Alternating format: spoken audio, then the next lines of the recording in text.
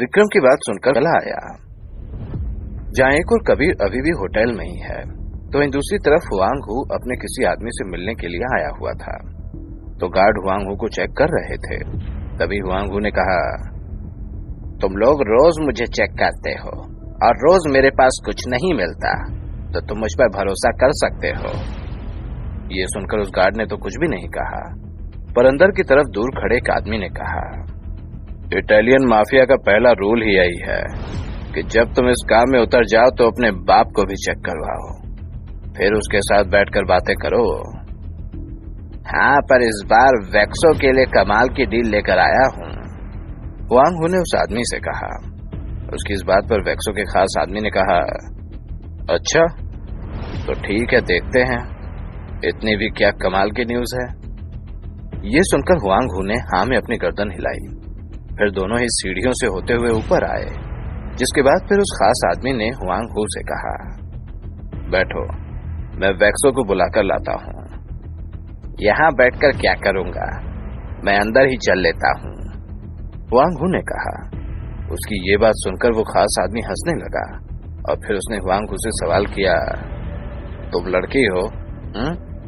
नहीं, हुआंग हू ने जवाब दिया। तो चुपचाप बैठे रहो। इतना कहकर वो आदमी वहां से चला गया और हुआंग हू वहीं बेंच पर बैठ गया। तभी फिर उसने अपने लिए सिगरेट जलाई। अभी मुश्किल से 2-4 कश ही लिए थे उसने कि तभी वहां पर एक आदमी आया, जिसके आते ही हुआंग हू चेयर से खड़ा हुआ। जिसके बाद फिर हुआंग हू ने वैक्सो की तरफ हाथ बढ़ाते हुए कहा, वैक्सो, तुम्हारे लिए एक कमाल की डील लेकर आया हूं मैं। ये सुनकर वैक्सो ने कहा, बताओ फिर। एक आदमी है जो मारियो को मारने का मुंह मांगा कीमत देने को तैयार है, पर उसकी एक शर्त है कि वो मारियो को अपने हाथों से मारेगा। तो कैसी है ये डील? पहली दफा दुश्मन को मारने के करोड़ों रुपए मिलने वाले हैं, हुआंग हू ने वैक्सो से कहा।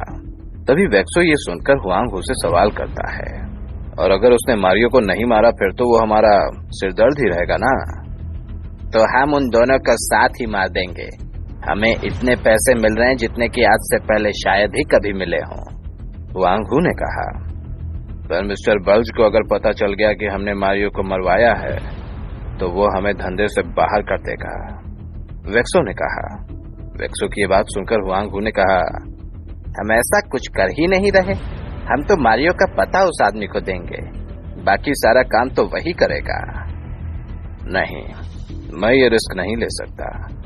100-200 करोड़ की लालच में मैं 10,000 करोड़ के 4 कंटेनर नहीं डुबा सकता, वैक्सो ने कहा।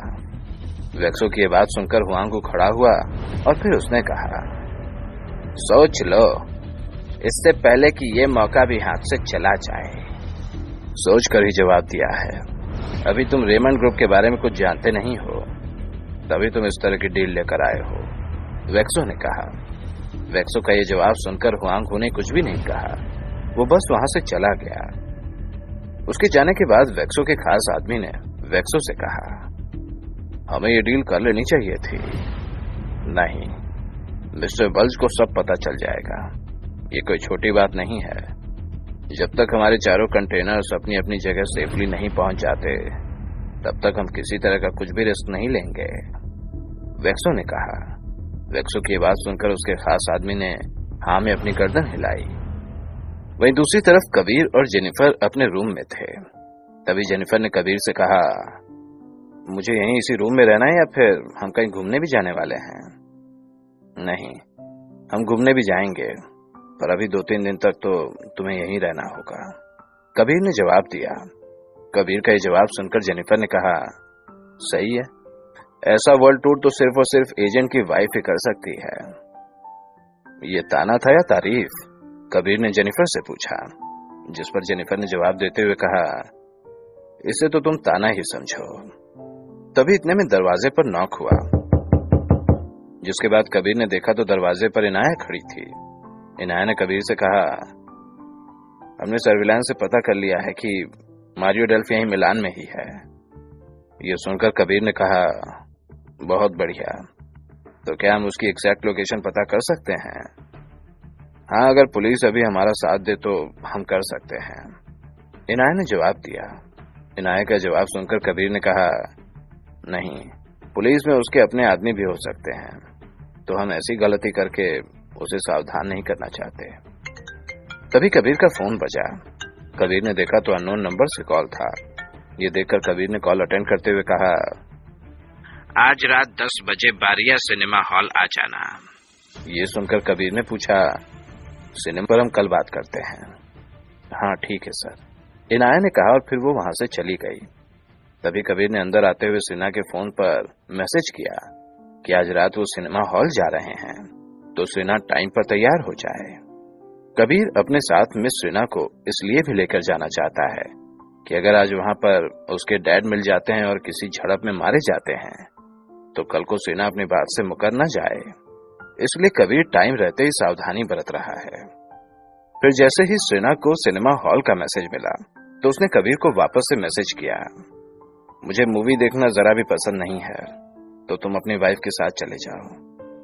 ये मैसेज पढ़कर कबीर को हंसी आ गई, तो कबीर ने मैसेज सीन करके छोड़ दिया और फिर जेनिफर की तरफ देखकर कहा, वैसे तुम तो खुद भी दिन भर बिजी रहती हो।